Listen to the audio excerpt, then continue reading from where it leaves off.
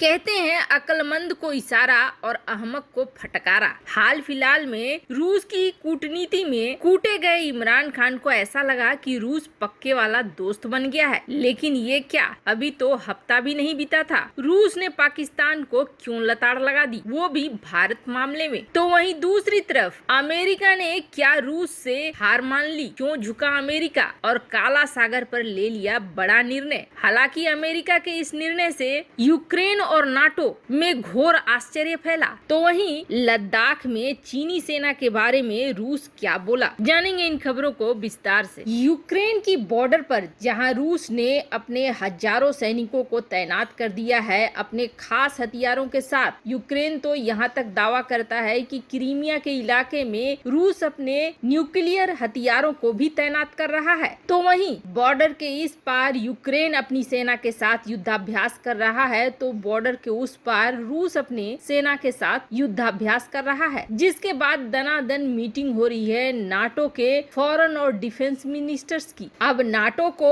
और अमेरिका को दोनों को ऐसा लगता है कि कहीं यूक्रेन का 2014 का जो मामला हुआ था, क्रीमिया कब्जाने वाला मामला, वो दोहराया तो नहीं जा रहा है। अब देखो, इसको लेकर बड़ा प्लान करा अमेरिका ने तुर्की के साथ मिलकर 13 और 14 अप्रैल के लिए ये तय करा था कि काला सागर, जो कि बहुत महत्वपूर्ण है, ये ब्लैक सी का ये इलाका यूक्रेन और रूस दोनों के लिए ही बहुत महत्वपूर्ण है और जिसका असल मालिक पद बनता है तुर्की। इस इलाके में अमेरिका अपने वारशिप को तैनात करना चाहता था, अपने युद्धपोतों को तैनात करना चाहता था। इसके लिए तुर्की से अनुमति भी मिल चुकी थी और यहाँ तैनात करने का अमेरिका का मकसद बस ये था कि अगर जंग के हालात बनते हैं तो यूक्रेन को ज्यादा से ज्यादा मदद पहुंचाया जा सके। और ब्लैक सी में तैनाती को लेकर ही यूक्रेन ने तुर्की से बात भी करी और जिसकी वजह से तुर्की ने उसे ब्लैकमेल भी करना शुरू कर दिया और मोटर सीज की 50% मालिकाना हक मांगना शुरू कर दिया। खैर, इन सब मामलों के बीच में अब अमेरिका अपने युद्धपोतों को उतारने ही वाला था, लेकिन इससे पहले पुतिन की तरफ से एक वार्निंग आई अमेरिका को और उन्होंने ये कहा कि अमेरिकी नेवी जो इस इलाके में उतर रही है, ये जंग को बुला रही है। अमेरिका को क्रीमिया मामले से और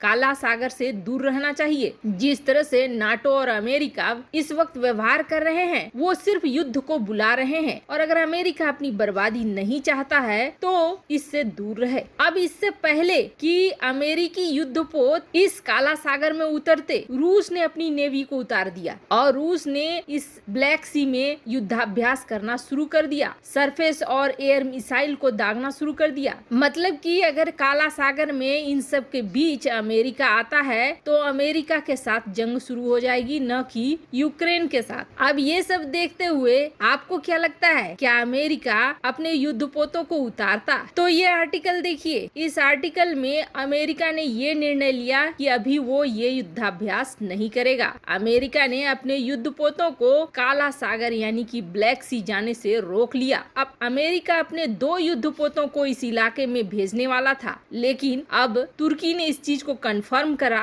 कि अमेरिका इस इलाके में अपने वारशिप अभी नहीं भेज रहा है और आगे कब तक भेजेगा ये कहना मुश्किल है। देखो, 15 दिन के लिए तो वैसे भी अब ये मामला टल गया, ऐसे टल गया कि जब भी ब्लैक सी में अगर अमेरिका को अपने युद्धपोत उतारने हैं तो उसे तुर्की को यानी कि उसकी राजधानी अंकारा में भेजने होंगे 15 दिन पहले नोटिस। और दूसरी बड़ी बात है कि जो ट्रीटी साइन करी है तुर्की ने नाटो देश के साथ, उसमें यह है कि काला सागर में किसी भी बाहरी देश के युद्धपोत मात्र 21 दिन के लिए रुक सकते हैं। वैसे पहले कई बार 2014 के बाद खास करके अमेरिका ने इस इलाके में अपने युद्धपोत तैनात किए हैं, लेकिन अब जबकि सचमुच बारी आई है यूक्रेन की रक्षा करने की, तब अमेरिका यहाँ अपने वारशिप नहीं उतार रहा है। कारण यह है, अगर अमेरिका ने यहाँ अपनी वारशिप उतारी तो उसकी सीधी भिड़ंत होगी रूस के युद्धपोतों और मिसाइलों से। और ठीक इस निर्णय से पहले नाटो का ये आर्टिकल देखिए, जिसमें उन्होंने ये प्रतिज्ञा करी कि वो यूक्रेन के साथ खड़े रहेंगे और कुछ भी अगर अनहोनी होती है या जंग की स्थिति होती है तो हर तरह से मदद करेंगे यूक्रेन की। लेकिन अब मामला थोड़ा पलट गया है, यहाँ तक कि नाटो की खास बैठक भी हुई है, जिस बैठक में नाटो ने पूरा सहयोग करने का मन बनाया यूक्रेन का। लेकिन अब ऐसा लगता है जैसे अजरबैजान अर्मेनिया वाले हालात फिर से पैदा हो रहे हैं। वहाँ रूस ने ट्रीटी साइन करी थी अर्मेनिया के साथ, लेकिन उसने अपनी फौज नहीं उतारी क्योंकि वो किसी तरह के अनचाहे जंग में नहीं उतरना चाह रहा था। वैसा ही कुछ हाल इस वक्त अमेरिका का भी है। अमेरिका चीन के साथ उलझा हुआ है, ऐसे में वो रूस के साथ उलझना नहीं चाहता है। शायद यही वजह है कि काला सागर से अमेरिका ने अपने युद्ध पोतों को हटा लिया। तो वहीं दूसरी तरफ बड़ी खबर निकल कर आ रही है रूस पाकिस्तान भारत की तिकड़ी में से। हाल फिलहाल में रूसी विदेश मंत्री सर्गेई लावारोव भारत आए तो पाकिस्तान भी गए, जिसके बाद पाकिस्तान बेहद खुश हो गया क्योंकि पाकिस्तानी अधिकारियों के अनुसार रूस ने उन्हें ऑफर करा था 8 अरब डॉलर का निवेश और साथ ही साथ हथियारों और सैनिकों की सहायता। मतलब कि एक तरह से ब्लैंक चेक पाकिस्तान को दे दिया, ऐसा पाकिस्तानी अधिकारियों ने कहा। हालांकि हथियारों के बेचने की बात भी आई और मिलिट्री सहयोग की भी बात आई। इसमें उछल रहे इमरान खान को अब रूस ने बड़ा तगड़ा वाला झटका दिया है और ये कहा है रशियन मिशन के डिप्टी चीफ रोमन बाबुस्किन ने। उन्होंने ये कहा है कि भारत और रूस का संबंध काफी पुराना है और ये दोनों एक दूसरे के भरोसेमंद पार्टनर हैं। इन दोनों देशों के बीच न तो कोई मिसअंडरस्टैंडिंग है और न ही किसी तरह का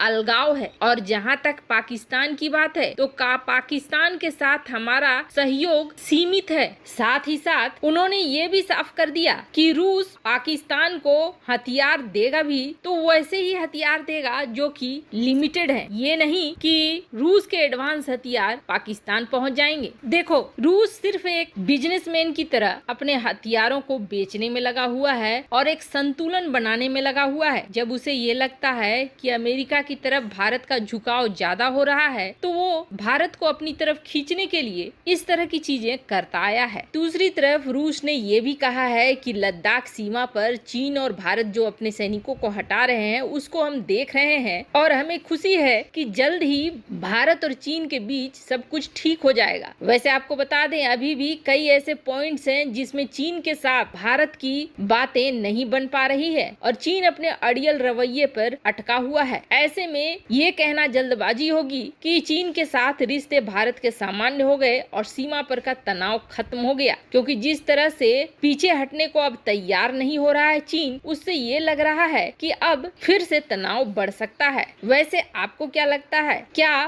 पाकिस्तान कभी भी रूस का भारत की तरह दोस्त बन सकता है? कमेंट कर अपनी राय जरूर बताएं। जल्द मिलते हैं अगले वीडियो में नई खबर के साथ।